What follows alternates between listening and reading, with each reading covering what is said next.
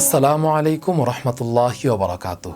পবিত্র মাহে রমাদানে ফেজ দ্য পিপলের নিয়মিত আয়োজন রাসূল সাল্লাল্লাহু আলাইহি ওয়াসাল্লামের জীবন আদর্শ নিয়ে ধারাবাহিক সিরিজ হৃদয়ের স্পন্দন হযরত মুহাম্মদ সাল্লাল্লাহু আলাইহি ওয়াসাল্লামের আজকের পর্বে আমরা আলোচনা করব অপসংস্কৃতিমুক্ত সমাজ প্রতিষ্ঠায় হযরত মুহাম্মদ সাল্লাল্লাহু আলাইহি ওয়াসাল্লাম।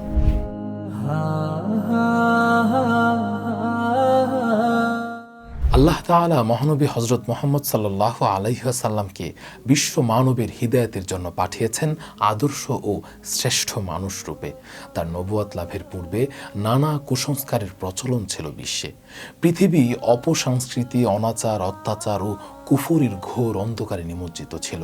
চুরি, ডাকাতি, রাহাজানি, অপহরণ, ধর্ষণ, স্বাধীন নরনারী ও শিশুকে জোরপূর্বক বেচাকেনা, রাজা বাদশা ও গোত্রীয় প্রধানকে পরম পূজনীয় মনে করা, আল্লাহ তাআলা ও তার রাসূল আলাইহিমুসসালামগণের প্রতি ভ্রান্ত ধারণা পোষণ করা, তুচ্ছ বিষয় নিয়ে গোত্রে গোত্রে বছরের পর বছর যুদ্ধ লেগে থাকা, বিয়ে, তালাক ও কেনা বেচাতে অদ্ভুত প্রথার অনুসরণ করা, জুয়া, পাশা ও মাদকাসক্তিতে মত্ত থাকা, কন্যা সন্তানকে জীবিত কবরস্থ করা, দেবদেবীদের নামে পশু উৎসর্গ করা, বিবস্ত্র অবস্থায় কাবা শরীফের তাওয়াফ করা, বিভিন্ন মূর্তির নাম সংযোগ করে তালবিয়া পাঠ করা, লেনদেনে নানা প্রচারণামূলক পন্থা অবলম্বন করা, ওজনে কম দেয়া, একজন নারীর বহু পুরুষের সাথে বিয়ে বন্ধনে আবদ্ধ হওয়া এবং আভিজাত্যের অহমিকা ও বর্ণ বৈষম্য সহ নানা অপসংস্কৃতিতে সে সমাজ ছিল জরাগ্রস্ত।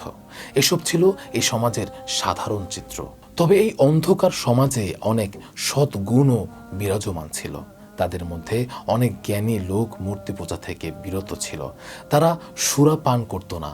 তারা মেহমান ও মুসাফির পথিকদের সেবা করাকে পুণ্য কাজ মনে করত। তবে সংখ্যায় তারা খুব বেশি ছিল না। অপসংস্কৃতি ও মাদকাসক্তিতে পূর্ণ একটি সমাজকে আল্লাহর প্রিয় নবী ও বিশ্ব সংস্কারক হযরত মুহাম্মদ সাল্লাল্লাহু আলাইহি ওয়াসাল্লাম অতি অল্প সময়ের মধ্যে সংশোধন করেন। যারা মূর্তি পূজা করত তাদের দ্বারাই মূর্তি পূজার অবসান ঘটান। নানা অপসংস্কৃতিযুক্ত সমাজকে অপসংস্কৃতি মুক্ত করেন। পরিশেষে সমাজকে রূপায়িত করেন আদর্শ সমাজে। তার অনুগামীদেরকে রূপান্তরিত করেন সৎ পথের নক্ষত্র রূপে। পরবর্তী সময়ে সে সমাজে ছিল না কোনো অপসংস্কৃতি, ছিল না অন্যায়ের পক্ষে সমর্থন, ছিল না সুদ, ঘুষ বা অন্যায় কোনো সুপারিশ। হযরত উসামা রাদিয়াল্লাহু তাআলা আনহু একবার একটি বিষয়ে সুপারিশ করলে মহানবী সাল্লাল্লাহু আলাইহি ওয়াসাল্লাম অসন্তুষ্টি প্রকাশ করে বলেছিলেন, আল্লাহর বিধান প্রয়োগ না করার জন্যে তুমি সুপারিশ করছো? আল্লাহর কসম, ফাতিমা বিনতে মুহাম্মদও যদি চুরির অপরাধ করত আমি তারও হাত কেটে দিতাম। সুবহানাল্লাহ।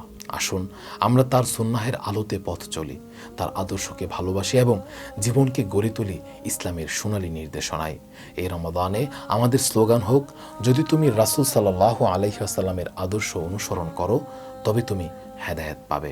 আগামী পর্বে আমরা জানব রাসূল সাল্লাল্লাহু আলাইহি ওয়াসাল্লামের জীবন থেকে কোনো একটি অসাধারণ শিক্ষা, যা আমাদের জীবনকে করবে আলোকিত এবং আমাদের রমাদানকে করবে আরও অর্থবহ ইনশাআল্লাহ।